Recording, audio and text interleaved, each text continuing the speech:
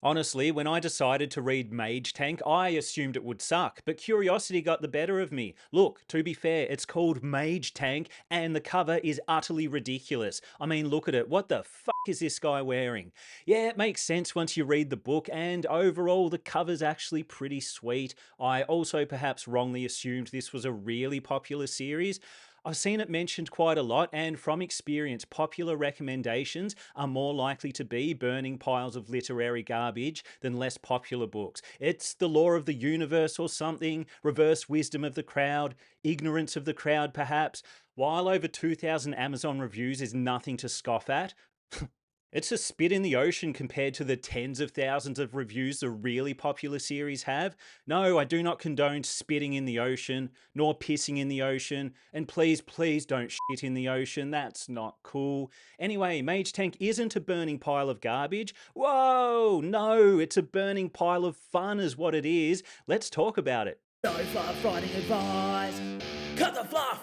All right, let's discuss all the good, the endlessly good bits of Mage Tank before I smack it in the face with a few critiques. Don't worry, the book itself has very high fortitude, so it can take a hit or two. Right from the start, Mage Tank hits us with some solid humour, which continues throughout the story. Out of all the humorously humorous books I've read this year, Dungeon Crawler Carl, Industrial Strength Magic, Discount Dan, Merchant Crab, yeah, it's been a good year.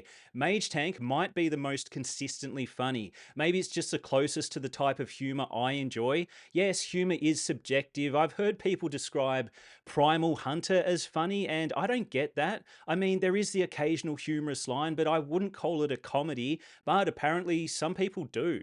The author's entertaining style even makes the usually boring character creation phase tolerable. It does drag on a bit, 3 or so chapters, I think, but the author or the system, however you want to look at it, quickly hurries things along, and after that, it's a big stretch of non stop action, so the slower start is justified. Straight up, we're introduced to a bunch of new characters all at once, which can be a little overwhelming, but the characters are distinct enough that everything just clicks into place fairly easily. We see the dynamics between characters change naturally as the story progresses.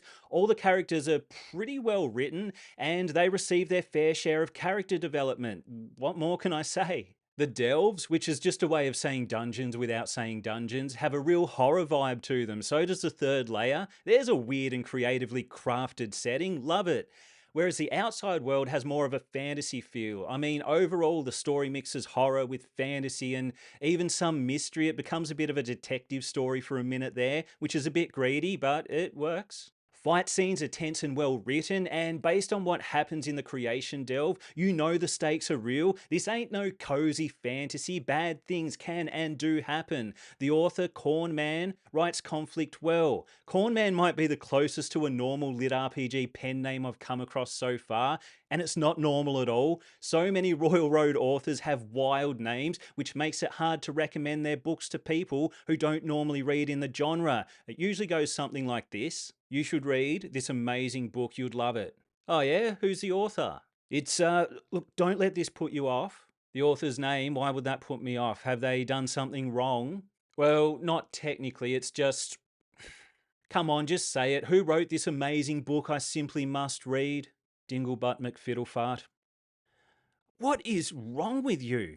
See my problem? Anyway, some series I've started this year feel like the authors are still in the early stages of developing their writing and storytelling skills. Nothing wrong with that. In contrast, authors like Cornman, Matt Dinnerman, who wrote Dungeon Crawler Carl, and even Macronomicon, who wrote Industrial Strength Magic, seem like more developed writers to me. At least that's the impression I get. The storytelling's just tighter, closer to what you'd expect from a developed author, or they have great editors, could be that. My point is, the storytelling, character development, and conflict in Mage Tank are solidly written. While there are a few dressed up info dumps, they aren't too frequent, and they're usually well placed between more hectic scenes and sequences. But look, putting a hat and tie on an info dump doesn't make it not an info dump, just makes it a well dressed info dump, which is better than the alternative, I guess. I've noticed that those who I assume are more experienced writers seem more self aware and they know when they're pushing the boundaries with things like info dumps and overdone tropes. Oh, here's a trope I keep running into face first in lit RPG. I'm sure you know the one. The protagonist lands in a new world and instantly becomes rich and powerful, essentially starting from a place of privilege when really you're just going to waltz into this new world and own it. I'm looking at you, Jason Asano. Huh? Mage Tank uses a lot of these same somewhat silly tropes, but the author does point out Arlo's privilege and doesn't try to pretend it's a totally normal situation. Look, for the most part, Arlo is believably competent and intelligent, believably incompetent at times too, and his story's actually quite sad when you think about it. Look, overall, privilege trope aside, he's a pretty well crafted character. I do feel like he got sort of knocked around by the plot a bit in this book, which is understandable when you've just been thrust into a new world. So I'm hoping to see in book two, maybe he had some goals and ambitions outside of just, I guess, reacting to what's happening to him. All right, we're dealing with a pretty typical magic system here, but it's got a fresh coat of paint, a pretty nice fresh coat of paint, I must say. Skills and evolutions are almost always interesting, and this is important. It's not always obvious what Arlo will choose. It's not like some series where the author gives a bunch of choices and you know the protagonist is going to pick the last apocalyptic god tier skill in the list. When are these characters going to learn? Just skip to the last one. That's the one you're going to choose every time. Overall, the pacing in Mage Tank's pretty good. Just when you think something exciting needs to happen, something exciting does happen. The author pretty much hits all the beats. One thing I appreciate about Mage Tank is book one feels complete. That might seem like a silly thing to say, but so many lit RPG series I've read this year have books that do feel incomplete. Questions that should have been answered in book one just aren't, and the books end in really weird places. I know that's likely due to the way they were originally published on Royal Road, but my point is, Mage Tank, while obviously it's not a standalone novel, it does feel like a complete package. The central conflict of the story is resolved and the right questions are answered while setting up the next book and the rest of the series. Maybe it's something authors should consider if they post on Royal Road and plan on releasing their stories as novels. Is it beneficial to write a novel length story arc rather than just have these long runways that never seem to end? In my opinion, a novel should feel complete, with a complete story arc, a complete character arc. Of course, you'd still have the series spanning arcs, but a partial arc in a published novel just, it doesn't feel right to me. That's just my experience. All right, before I rage spank Mage Tank with a few critiques, let's discuss the narration. Yes, I ear-read the audiobook, and the narrator, Daniel Vinishki, I did look up the pronunciation yesterday, and I'm pretty sure I still butchered it. Sorry. Well, this is one bloke I wish would use a wacky pen name. Make it easier on us. Anyway, the narrator is phenomenal. He has a full cast of characters living inside him, and the narration is up there with the best of the best. One minor critique, I don't know if I imagined this, but I swear I heard him slip into the wrong voice a few times. I didn't dwell on it too much, but it threw me off a bit. Could just be me mishearing. I do multitask when I'm listening and I'm not always totally zoned in. Anyway, I need to hear more of this narrator. Top tier stuff.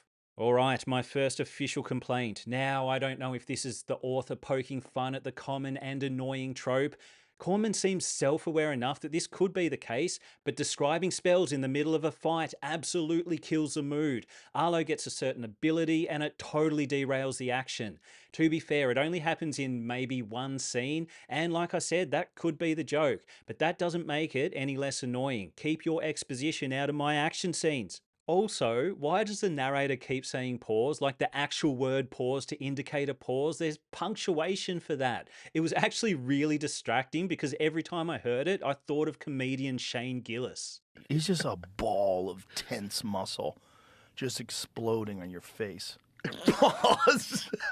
My final complaint may be misplaced, but I want to mention it anyway. I won't know if it's justified until I get further into the series, but I don't understand why Orexis is presented the way he is. Initially, he's presented as very caring. You see that. Later, we're told he's very uncaring, cares about nothing, cares about no one, all that.